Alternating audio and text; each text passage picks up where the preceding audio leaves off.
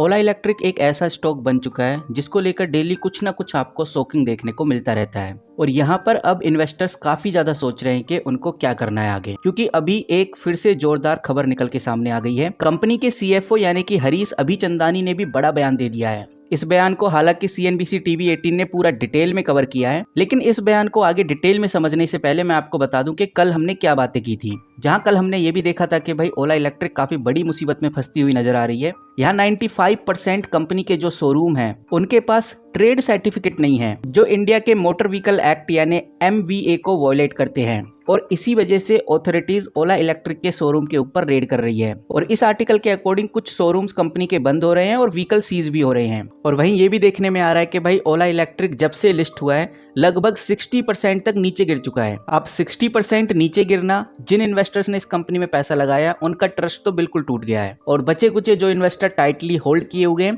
उनका भी ट्रस्ट ओला धीरे धीरे लूज कर रहा है। यहाँ पर गाइस मैंने जितनी बातें बताई हैं ये आपको अभी नेगेटिव लग रही हैं, लेकिन कुछ ऐसी बातें भी निकल के सामने आई हैं जो बहुत पॉजिटिव है, जिसका इंपैक्ट आज हल्का सा बहुत माइनर सा हमें कंपनी के स्टॉक प्राइस में देखने को मिला। 0.098% स्टॉक हमें बढ़ता हुआ नजर आया। तो ओवरऑल अभी तक जो न्यूज निकल के सामने आ रही हैं इनसे एक बात समझ में आ गई कि क्वालिटी और सर्विसेज का इशू तो कंपनी के ऊपर ऑलरेडी चल ही रहा था।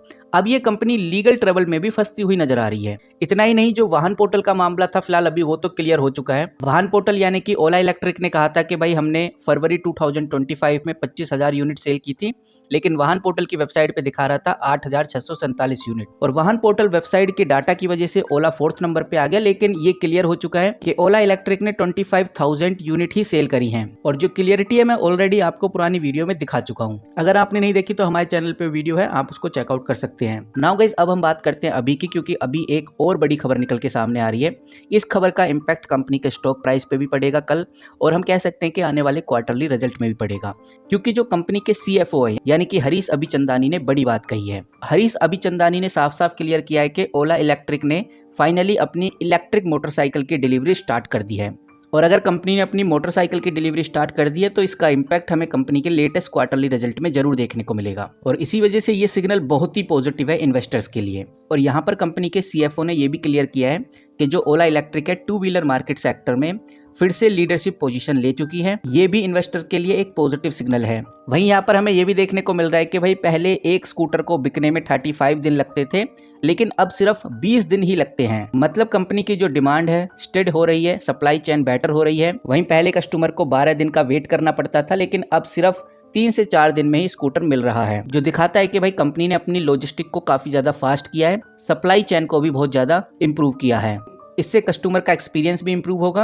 और यहाँ पर CFO कुछ और बड़ी बातें क्लियर करते हैं। CFO ने कंफर्म किया है कि प्रोडक्ट पोर्टफोलियो और डिस्ट्रीब्यूशन नेटवर्क एक्सपेंड होगा, जो कंपनी की फ्यूचर सेल और ब्रांड एक्सपीरियंस को और भी ज्यादा मजबूत करने वाला है। तो इससे एक बात समझ में आ रही है कि भाई ओला का मैनेजमेंट बहुत ही ज्यादा कोशिश कर रहा है अपने स्टॉक को, अपने आप को इम्प्रूव करने के लिए।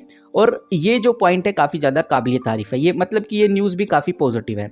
हम कह सकते हैं कि अप एंड डाउन्स तो आते रहेंगे, क्योंकि कंपनी मार्केट में अभी आई है, बिजनेस मॉडल भी बहुत ज़्यादा स्ट्रॉन्ग नहीं है अभी, और जब से कंपनी मार्केट में आई है तब से कंपनी का एक्सपेंस बढ़ता ही जा रहा है। बट ओवरऑल एक चीज़ समझ में आ रही है, जितने भी प्रॉब्लम्स हैं ओला फेस कर रहा है वो मैं आपके साथ शेयर भी कर रहा हूँ। कुछ पॉजिटिव बातें भी हैं जो कहीं ना कहीं दिखाता है कि ओला पूरी कोशिश कर रहा है इस बार क्वार्टरली रिजल्ट को पॉजिटिव लाने के लिए, क्योंकि सारा खेल गाइस क्वार्टरली रिजल्ट पे ही टिका हुआ है। अगर क्वार्टरली रिजल्ट अच्छे आते हैं तो ओला की जो न्यूज़ है हर जगह फैलेगी, न्यूज़ आर्टिकल्स में आपको देखने को मिलेगा, टेलीविज़न के जो बड़े बड़े न्यूज़ चैनल्स हैं वहाँ पर आपको ओला की जय जय देखने को मिलेगी। ओवरऑल कह सकते हैं कि पूरे मार्केट में ओला ओला छा जाएगा, और अगर ऐसा होता है तो स्टॉक प्राइस बढ़ता है, नो डाउट। यहाँ पर फ़ायदा उनको होगा जो आज इस कंपनी में इन्वेस्ट होते हैं, जो आज इस कंपनी में पैसा लगाते हैं, और अगर ओला क्वार्टरली रिजल्ट में अच्छा परफॉर्म करता है तो उनको फ़ायदा होगा।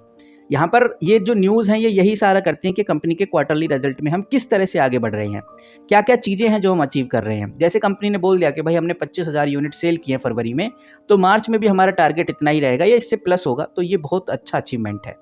बट अब देखते हैं कि भाई आगे क्या सिनेरियो हमें देखने को मिलता है, क्या चीज़ें हमें देखने को मिलती हैं। हालांकि कंपनी का मैनेजमेंट पूरी कोशिश कर रहा है, जो कि बहुत ही पॉजिटिव सिग्नल है। और ओवरऑल ओला में कोई खास ग्रोथ तो नहीं है, ये बात तय है कि भाई ओला 5 दिनों से कंटिन्यू नीचे गिर रहा है, 11% तक नीचे गिर चुका है। पूरे 1 महीने में ओला 21% का लॉस करा चुका है और 6 महीने से टोटली कंपनी डाउन चल रही है।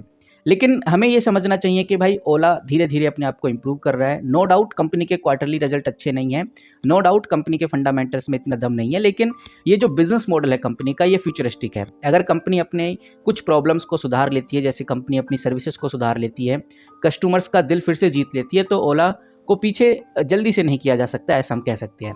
अब अगर आप ये चाहते हैं कि भाई जो कंपनी के कॉम्पिटिटर्स हैं, जैसे बजाज ऑटो हो गया, एंथर हो गया, या फिर टीवीएस हो गया, अगर आप चाहते हैं कि मैं कंपैरिजन करूं ओला, बजाज ऑटो या फिर टीवीएस को लेकर कि भाई क्या किसके रेशो कितने पॉजिटिव हैं, कितने नेगेटिव हैं, और लास्ट में कौन जीतेगा, अगर आप ऐसी वीडियो चाहते हैं, यानी कंपैरिजन वाली वीडियो चाहते हैं, तो कमेंट करके जरूर बताइए। एक भी कमेंट आएगा तो मैं जरूर उसके ऊपर बात करूंगा, डिस्कस करूंगा। फिलहाल इस वीडियो में इतना ही, और इसी तरह से लेटेस्ट अपडेट के लिए हमारे चैनल को सब्सक्राइब कर सकते हैं। किसी भी तरह का कोई बाय सेल होल्ड रिकमेंडेशन नहीं है। तो मिलते हैं किसी नई वीडियो के साथ, तब तक के लिए take care and good bye.